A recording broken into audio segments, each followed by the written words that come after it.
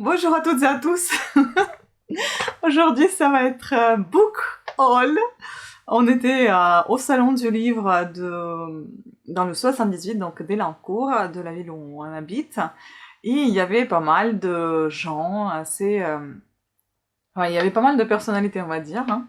Donc des gens connus. Hein. Donc, et puis des auteurs peut-être un peu moins connus, mais très intéressants. Franchement, déjà le gérant le gérant d'association qui s'occupait de ce salon du livre est super sympathique, vraiment adorable, une personne très très agréable. Et c'était très bien organisé dans un endroit assez ancien, donc la commanderie des Templiers, très joli décor, les auteurs plus qu'abordables parce qu'ils étaient tous très sympathiques, on pouvait discuter facilement avec eux, ils faisaient des dédicaces, enfin on a pris des photos, donc voilà, là il faut dire que je suis plus à 600 livres maintenant. Waouh! Bon, c'est pas la quantité qui compte, c'est la qualité, mais je ne fais pas ça pour la quantité, c'est que j'adore tellement tout ce que je prends, et donc là, d'autant plus on voulait soutenir les auteurs, déjà on avait un intérêt particulier, tout simplement parce que j'aime beaucoup les bouquins, puis j'aime beaucoup voir les gens qui parlent de leur... Enfin, pour certains c'est métier, pour d'autres c'est plutôt un loisir, qui parlent avec leur cœur, qui racontent comment ils se sont mis à écrire, qu'est-ce qui les a poussés, de quoi ils écrivent et comment ça se passe. Enfin, c'était tellement intéressant, donc du coup il y avait plein de choses qui nous ont beaucoup séduites et qu'on a pris. Voilà, donc je vais présenter tout ça dans ce haul. Il n'y aura pas de catégorie spécifique, je vais mettre tout comme ça vient. Sachez que toutes mes vidéos sont chapitrées, de toute façon s'il y a un des livres qui ne vous plaît pas, ou qui vous plaît moins, ou qui vous attire pas, vous pouvez toujours passer à un livre suivant, ou si vous ne voulez pas entendre le quatrième de couverture que je vais lire pour chacun des bouquins comme je le fais d'habitude, pareil, vous pouvez passer au chapitre qui se trouve sous cette vidéo. Il suffit juste de dérouler la barre d'infos, c'est-à-dire cliquer sur les 3 petits points qui se trouvent sous la vidéo, et ainsi vous tombez sur les chapitres, et comme ça vous pouvez avancer, reculer, etc. Enfin faire votre vie sur ma chaîne. Alors, on y va. Et donc on va commencer... Bon, on va commencer par les derniers du coup, parce que c'est les derniers qu'on a mis avant, parce que voilà, ça se terminait comme ça. Je vais déjà enlever les sacs, je pense, ça va faire moins de bruit. Donc, plein de livres dédicacés. Hein. Ah, on nous a offert aussi des petits marque-pages. Je connais d'ailleurs cette édition, il me semble que j'ai des livres dans cette édition, La Joigny. Voilà, on a croisé également l'éditeur de cette maison d'édition. Ah, il nous a laissé même sa petite carte à l'intérieur, c'est le monsieur, donc je crois que c'est un ancien gendarme, Thierry Bonneau. Voilà, c'est un livre sur Cameroun. Et voilà veut dire un mot de créole anglophone parlé dans certaines régions de Nigeria et du Cameroun. Il trouve ses origines dans le Haoussa, langue vernaculaire africaine, elle-même inspirée de l'arabe. Voilà signifie malheur, peine, peur, terreur. J'ai envie de vous dire, c'est mieux qu'il s'appelle. Voilà, parce que malheur, peine, peur, terreur, ça fait quand même trop peur. Mais bon, alors... Je sais pas comment représenter ça parce que j'ai la lumière en plein visage, mais en même temps si j'ai pas de lumière vous voyez rien. Mais pour moi c'est lire c'est impossible. Donc ici nous avons les éditions La Joigny, je vais vous dire à combien il y a de pages. C'est un monsieur très imposant quand même, hein. Assez discret et très agréable, franchement à écouter. 356 pages, voilà l'auteur. Donc pour ne pas vous dire des bêtises, Thierry Bonneau a 60 ans, officier de gendarmerie, il a servi en métropole dans les territoires d'outre-mer et en Afrique. Il vient de passer 4 ans au Cameroun en tant qu'attaché de sécurité intérieure à l'ambassade de France à Yaoundé. Il est depuis peu à la retraite avec le grade de colonel. Donc on a rencontré un vrai colonel. Waouh. Voilà. Donc ici, on va parler... Je vous lis quatrième de couverture, hein, comme toujours. Alors... Yves Aubert, un ingénieur jurassien qui cherche un sens à sa vie, débarque au Cameroun. pour travailler au sein d'une ONG. Il est rapidement soupçonné de chercher à mener des actions subversives contre le pouvoir en place. Lavé de ces accusations, il est ensuite arrêté par les gendarmes pour une histoire de trafic de stupéfiants. Il ne doit son salut qu'à l'intervention de l'attaché de sécurité intérieure auprès de l'ambassade de France et d'une avocate, Bamileke. Le Français va enfin pouvoir rejoindre son poste dans l'ouest du pays. Un certain Bishop, personnage aussi exalté que sanguinaire, qui n'est pas sans rappeler le colonel Kurtz, héros d'Apocalypse Now, ne va pas faciliter son installation. Donc ici, chefferie, rebelle, sécessionnaire, anglophone, coutume, guerre tribale, roi, sauvagerie, folie, abjection sont les maîtres mots de ce passionnant roman, aussi trépidant et instructif qu'inquiétant. Les frissons sont promis. C'est vrai que la couverture me fait peur, hein, ces yeux rouges là. Bon, c'est un masque tribal, je suppose, mais enfin, voilà. Pour celui-ci. Ensuite, bien évidemment, on a dédicacé ce livre, hein, je ne vous ai pas montré, mais on l'a dédicacé au nom de mon chéri. Voilà, super sympa. C'est sympa, et puis voilà, on a une petite carte ici, enfin bon. Écoutez, ça promet. Ensuite, on est passé donc prendre ces livres-là. Ce sont des éditions Cohen & Cohen, Philippe Nicolas, Les âmes peintes.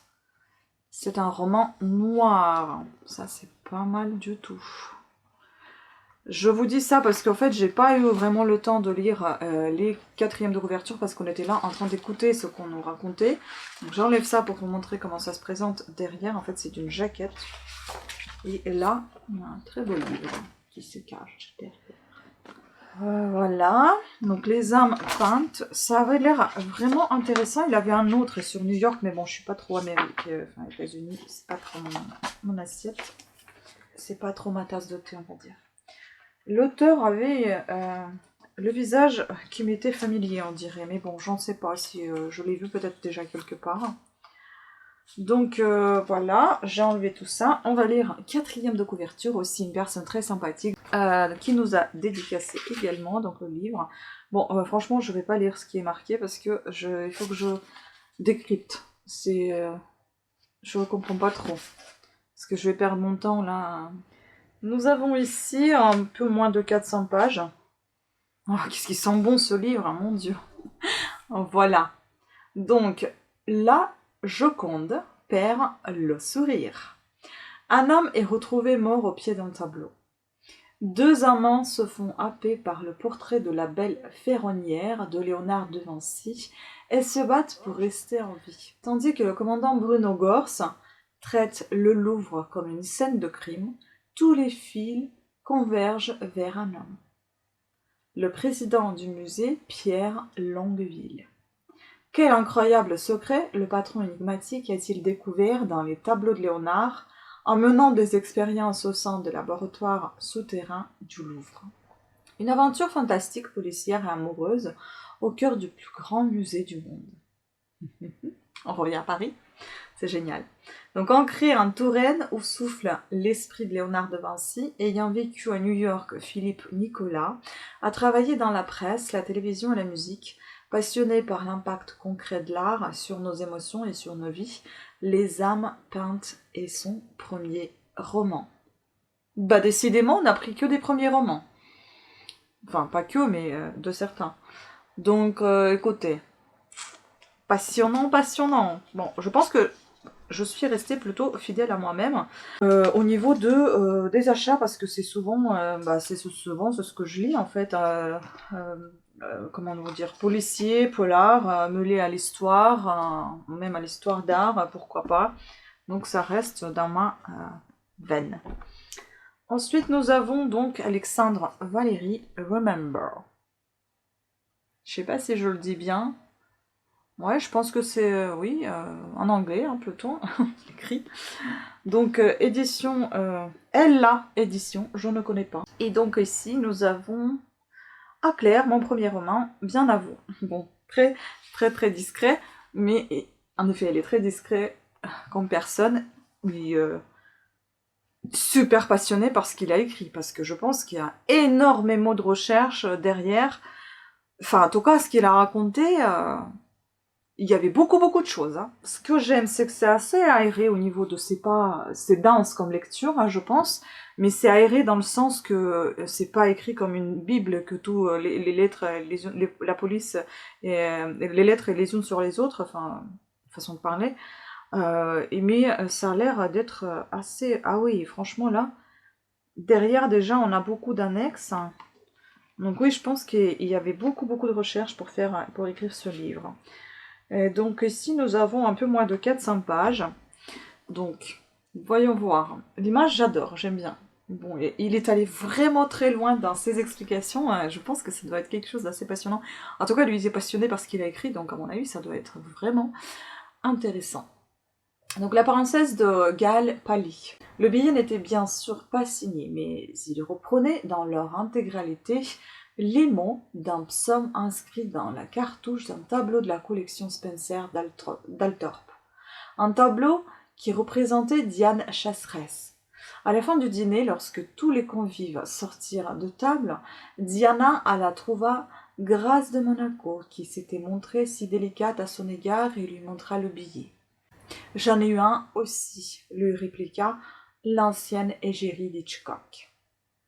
Fiction romanesque vivement appréciée par les jurés du prix du manuscrit de la Bosse et du Dunois, Remember est le premier ouvrage d'Alexandre Valéry, mais quel ouvrage! L'écrivain nous entraîne aux côtés de Grace Kelly et de Lady Diana dans le tourbillon haletant d'une histoire de vengeance née au château d'Annette, demeure de la belle Diane de Poitiers, favorite du roi Henri II. D'un trait de plume, il nous propose une libre et captivante interprétation des plus mystérieuses énigmes de l'histoire de France. Entre passion, ambition, crime et trahison, c'est une véritable épopée qu'Alexandre Valéry vous fait vivre, magistrale. Et donc un petit peu de l'auteur. Diplômé de HEC, arrière-petit-fils de Paul Valéry et de son épouse née Janine Gobillard, nièce de Berthe Morisot et cousine germaine de Julie Manet, Alexandre Valéry signe avec Remember un roman haute couture, entre histoire et 7e art. Écoutez, c'est sympa, voilà, à découvrir également. Ensuite, ça c'est complètement autre chose. Mais c'était très intéressant, franchement, ce qu'il nous a raconté Thierry de Carbonnière, franchement. Il a vécu des expériences, je pense, inoubliables. Donc, salut et applaudissements aux éditions Rive Neuve. Un acteur dévoile étonnante cruauté de son métier. Donc ici, on nous l'a dédicacé, bien évidemment.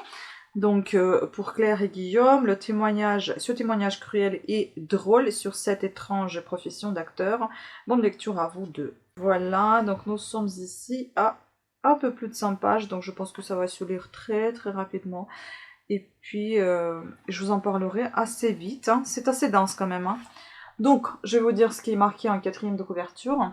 Je mettrai la photo ici. Franchement, une personne très sympathique. Et puis quand même...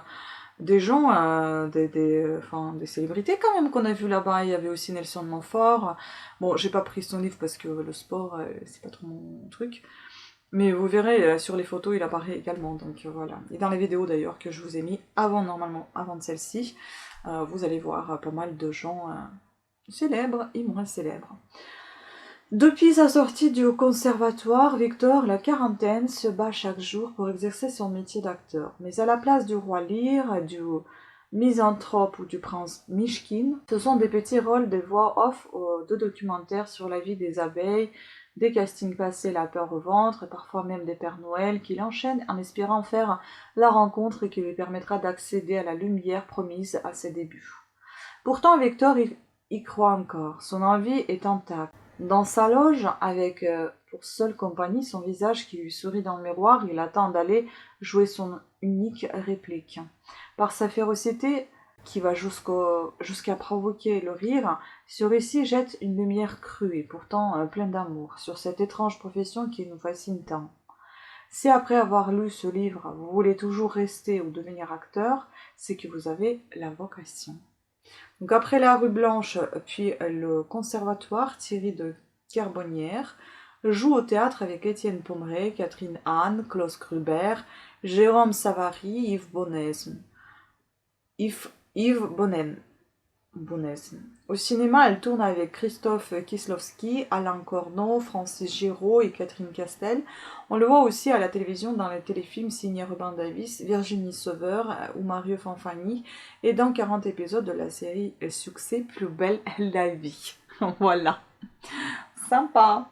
Ensuite, Il va falloir que je fasse une pause parce que la carte, elle va me lâcher. donc on a pris ce livre-là, il est aussi un soutien d'après ce que j'ai compris, aux familles des policiers. Et moi, je tiens à le préciser. Donc, c'est marqué 1,50 € reversé aux orphelins de la police. Donc, nouvelle, ça c'est un livre de nouvelles. Il y a plusieurs nouvelles dedans. Donc, 22, v'là flic. 22, v'là les flics. Donc, préface de Olivier Marchal.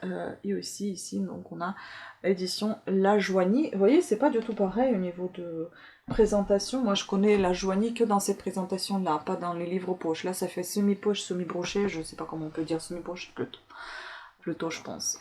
Et donc, ce livre-là, aussi très sympathique. En fait, ils étaient tous ensemble. Il y avait donc l'éditeur La Joigny, il y avait le gendarme, enfin l'officier, le colonel, hein, Thierry Bonneau, et puis il y avait ce monsieur-là, Emmanuel Varle.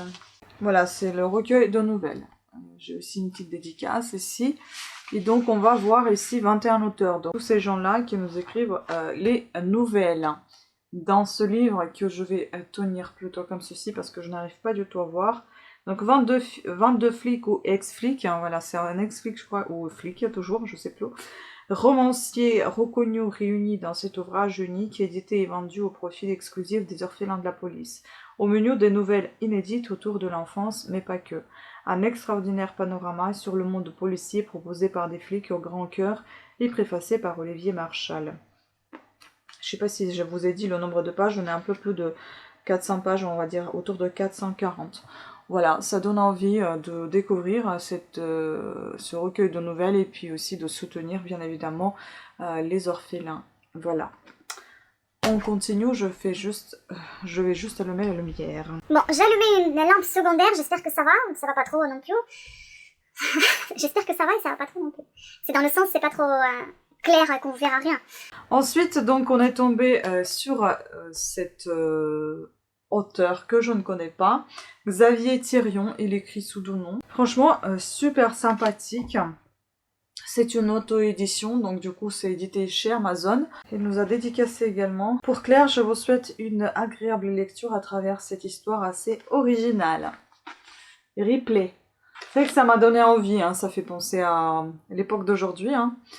Donc tout est ordinateur, téléphone, etc. Et puis quand il nous a parlé de cette histoire, ça a donné envie aussi de la lire. Donc je pense que ça va être... Les pages sont franchement de bonne qualité. Hein. Parce que moi, j'ai lu des fois des auto-éditions, j'ai pas trop aimé. Mais là, je trouve que c'est bien fait. Et surtout des pages, parce que... il y a des éditions Amazon que j'ai lues, il n'y avait pas de pages. Et là, franchement, c'est très très bien fait.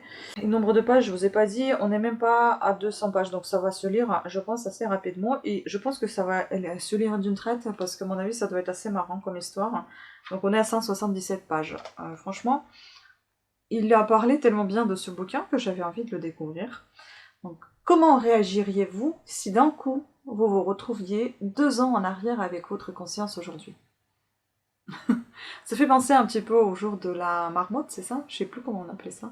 Le film assez connu des années 90. Modifieriez-vous quelque chose dans vos relations sentimentales, amicales, familiales, professionnelles?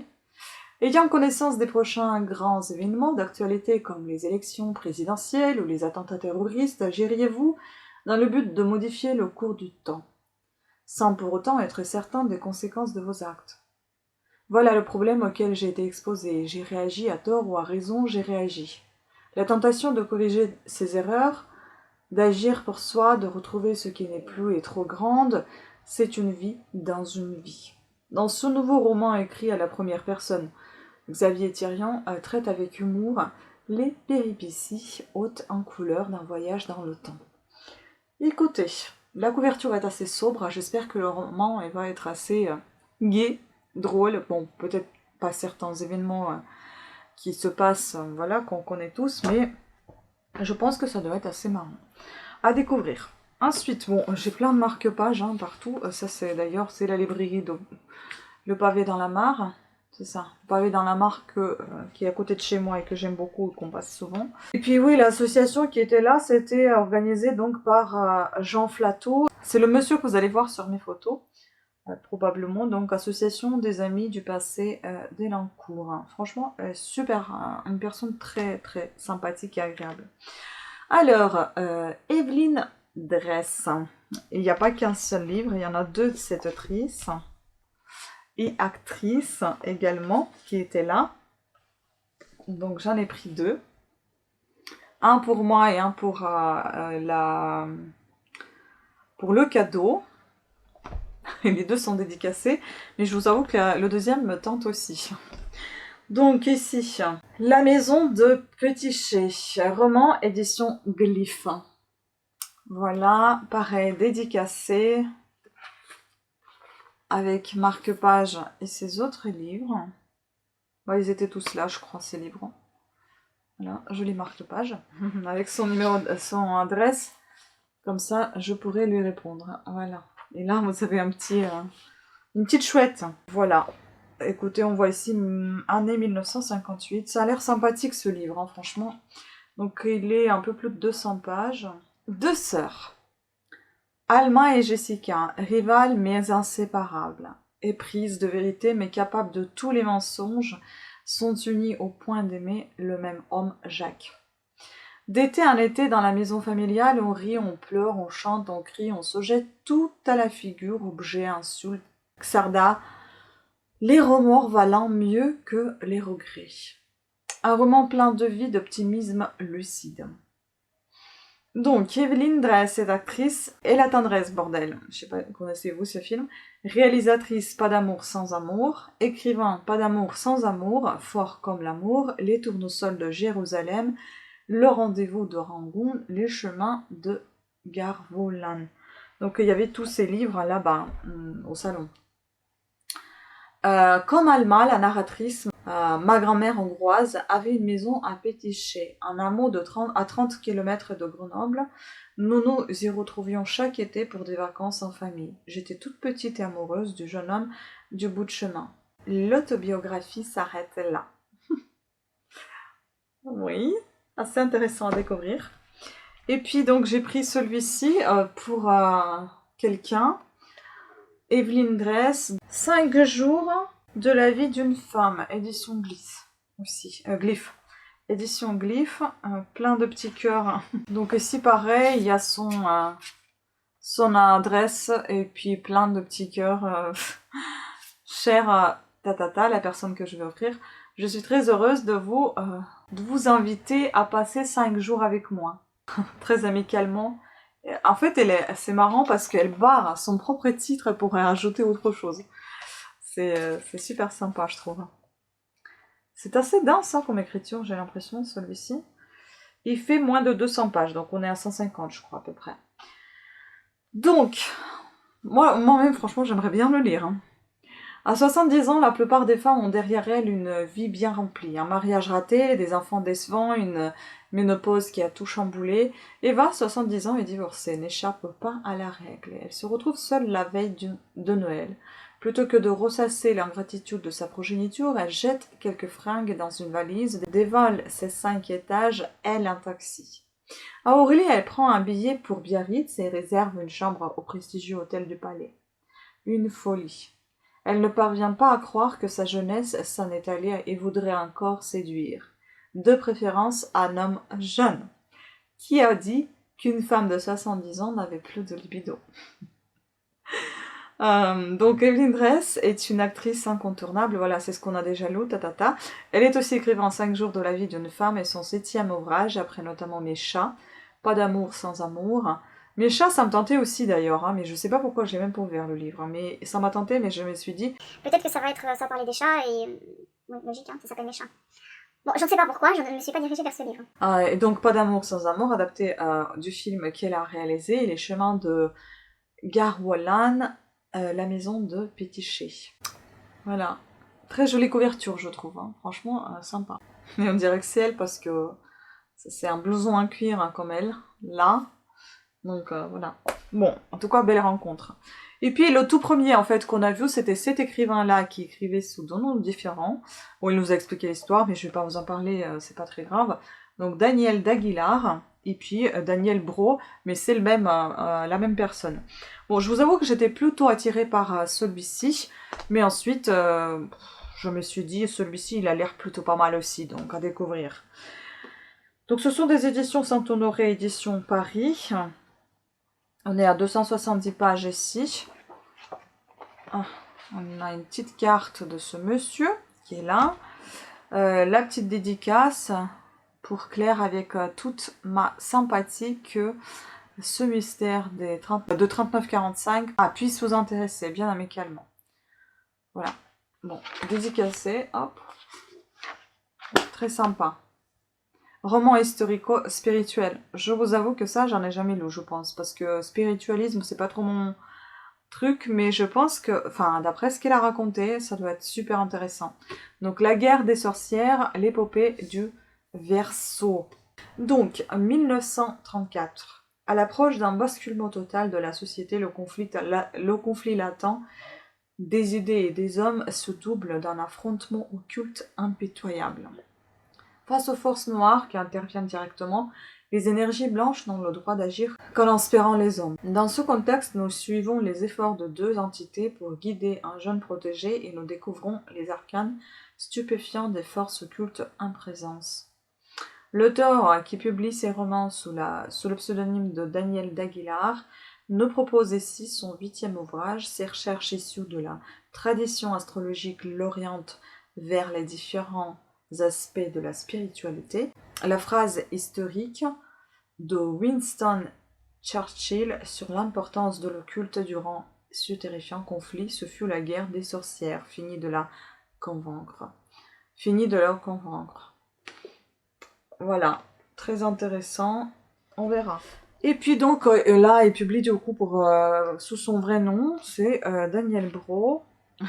Bonne route sur les chemins de Templiers. Ça avait vraiment l'air très très intéressant.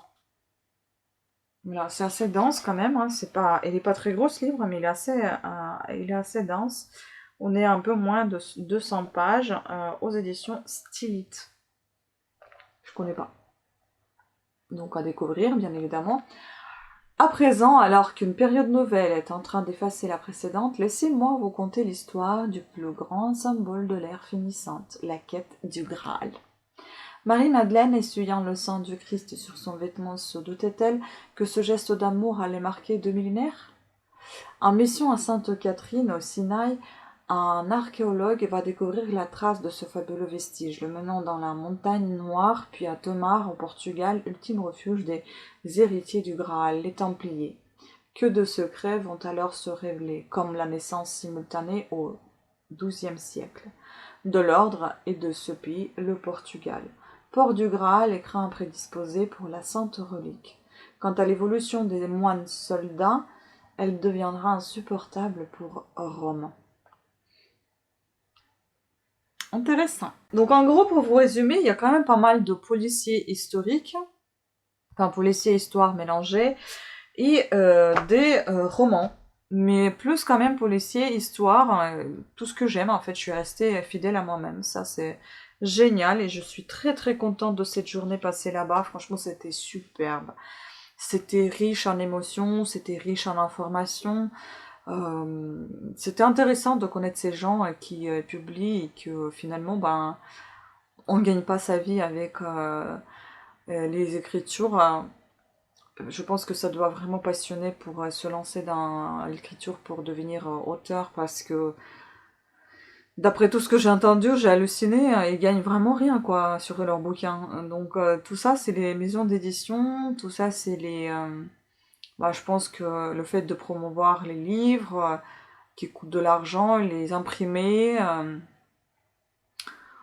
donc voilà. Mais en tout cas, franchement, ça, enfin, c'est une triste histoire hein, de gagne-pain, on va dire, mais sinon, c'était vraiment, vraiment très intéressant de parler avec eux, et puis ce monsieur de l'association, très agréable hein, comme personne.